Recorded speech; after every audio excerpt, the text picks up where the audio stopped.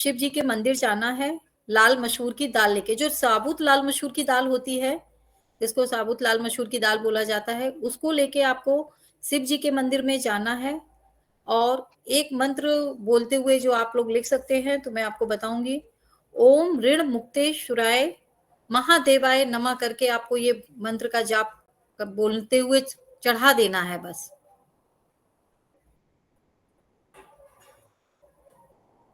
एक बार मंत्र फिर से रिपीट करना। ओम ऋण मुक्तेश्वर, ओम ऋण मुक्तेश्वराय महादेवाय नमः।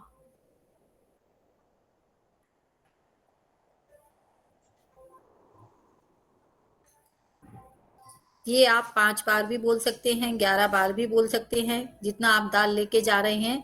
जब भी आप शिव जी के शिवलिंग के ऊपर आप रखते हैं और अपने मन में ये कामना करते जाएं कि मेरा ये ऋण चुक गया है, आपको ऐसे ही ब्लेसिंग बोलनी है कि नहीं, हमारा शिव जी भगवान जी ने आपका ऋण से धीरे धीरे। जो दाल लेके जानी है उसकी क्वांटिटी कुछ फिक्स थोड़ी, कितनी लेके जानी है? नहीं, क्वांटिटी नहीं है, लेकिन जब भी आप शिव जी के ऊपर आप चढ़ाते हैं तो उसको थोड़ा थोड़ा करके ही आपको चढ़ाना है। आप थोड़ा थोड़ा करके उस पे जब भी 5 बार मंत्र बोलें, 11 बार बोलें, जिसकी जैसी श्रद्धा है कि कम से कम 5 बार तो आप बोल के ही उसको चढ़ाएं। इससे क्या होगा? कितने मंगलवार जाना है मैम? ये 3 मंगलवार। 3 मंगलवार। हाँ।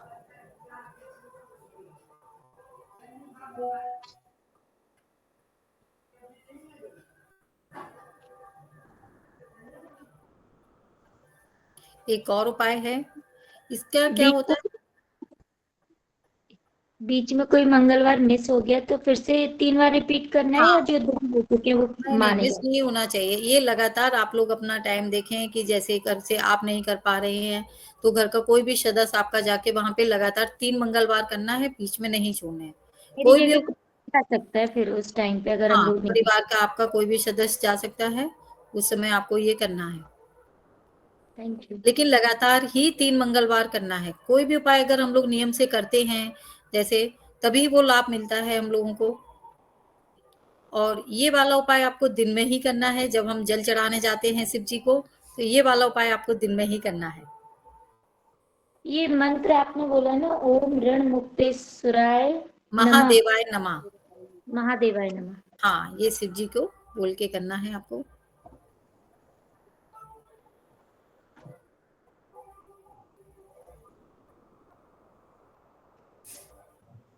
और जो लंबे समय से निरंतर ही ऋण में फंसा रहता है कि डेली ही उसके मतलब कर्जा सिर पे चढ़ा ही रहता है, आज इसका कल उसका, तो इसका एक ऋण मोचन करके पाठ होता है, जो आप घर पे डेली दिया लगा के कर सकते हैं। ऋण मोचन सूत्र स्तोत्र होता है पाठ, उसे आप डेली करेंगे तो आप देखना धीरे धीरे आपको ऋण से मुक्ति मिलेगी और आपको ऋण लेना ही नहीं पड़ेगा। भगवान आपको कहीं ना कहीं से इतनी आमदनी होगी आपके घर में कि आप उस चीज को, ऋण से मुक्त हो जाएंगे आप, अगर आप ये डेली करते हैं तो। ऋण मोचन के ना 3 पार्ट आ रहे थे उस पे, फोन में 3 पार्ट आते, तो कौन सा नहीं, करना? ये आपको एक पुस्तक में मिलेगा, ऋण मोचन स्तोत्र पाठ। अगर आप पढ़ते हैं तो ये ज्यादा होता है, क्योंकि आप भगवान जी के सामने बैठे।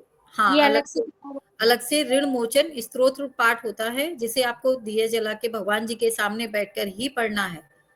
और ये आप शुक्ल पक्ष से शुरू कर सकते हैं, और डेली अगर आप बस वहां से शुरू करिए, फिर आप डेली पढ़िए इसको। शुक्ल पक्ष की एकादशी से ये भी हाँ, करें? नहीं, मंगलवार से, ऋण के लिए मंगलवार के लिए है। हाँ। मंगलवार की कितने दिन? आप धीरे धीरे देखिए, क्या होता है कि आपका कर्जा कभी भी आप लिए रहते हैं, है ना? आप आज ले लिया फिर छोड़ दिया, किसी लोगों का मतलब निरंतर ही कर्जा से मुक्ति नहीं मिल रही है, तो वो आप डेली पढ़ सकते हैं, तो, है ना? और जैसे लोन लिया है आप लोगों ने, लोन ले लेते हैं, कर्जा नहीं चुका पा रहे हैं, तो आप 3 मंगलवार मंदिर में जाके कर सकते हैं, तो आपका ऋण चुक जाएगा। और आय निरंतर ही मतलब डेली ही आप उसको रूटीन में ही चल रहा है कि आज इससे ऋण ले लिया, कल उससे ले लिया, तो आप ऋण मोचन का पाठ करेंगे तो भगवान जी कहीं ना कहीं से आपको आमदनी देंगे। आप व्यापार में करते हो, जॉब करते हो, तो उससे आपको बरकत मिलेगी कि भगवान आपको किसी को ऋण में ना ले, आप देने लगे किसी को, आपको किसी से लेना ना पड़े।